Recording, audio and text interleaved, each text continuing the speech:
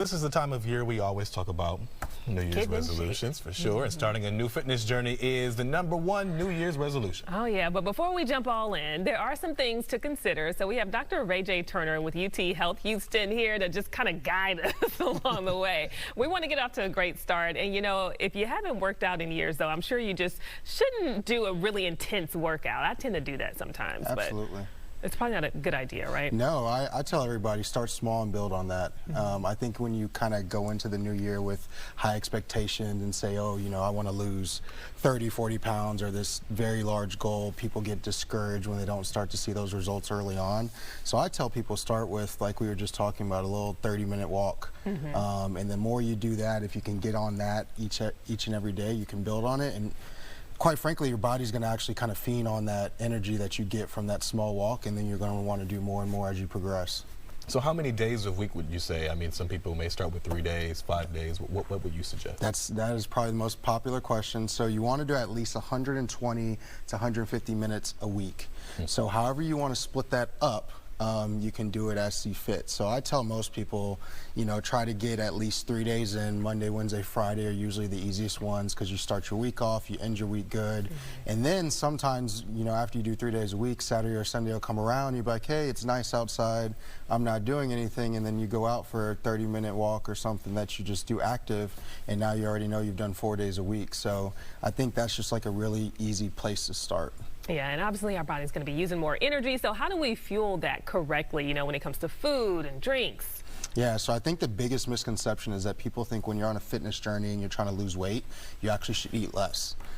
That's not the case. When you eat less, I hear a lot of people say they want to eat 1 meal a day. Oh, no. And that's when, yeah, exactly. That's when your metabolism actually starts to shut down, and then it tries to hold on to that 1 meal you eat. So I tell people at least 3 balanced meals a day.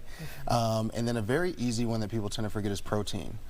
Protein is probably the biggest thing that helps you build lean mass and lean muscle, and that's much harder for you to lose. So I tell people 1 gram per kilogram of however much you weigh. So you can calculate that on the computer, and so if you weigh 90 kilograms, which is a larger person, but that is 90 grams of protein, to give you an example. If you weigh 50 kilograms, that's 50 grams of protein a day. If you keep that up, you'll do really well. How important is it for people to give themselves grace? Because, I mean, you're starting something brand new. You may be looking at other people in the gym who may have been there and comparing yourself to them. Grace is important, I would assume. Absolutely. I mean, I think the biggest thing when you start your journeys is, like you said, you get into a place where there's a lot of people who've been doing this for a long time.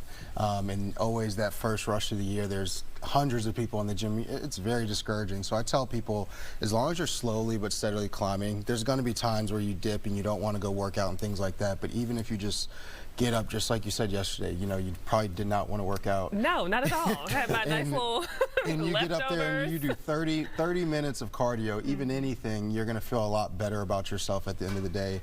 I tell like family members and significant others, you'll never be angry at yourself if you like get up from being tired, go and work out, because after that workout you're full of energy and you always feel good. So I think the biggest thing is just staying positive. You know, don't get down on yourself whenever you miss a workout or something like that. Just bounce back the next day. And is there any type of exercise that's more effective than others?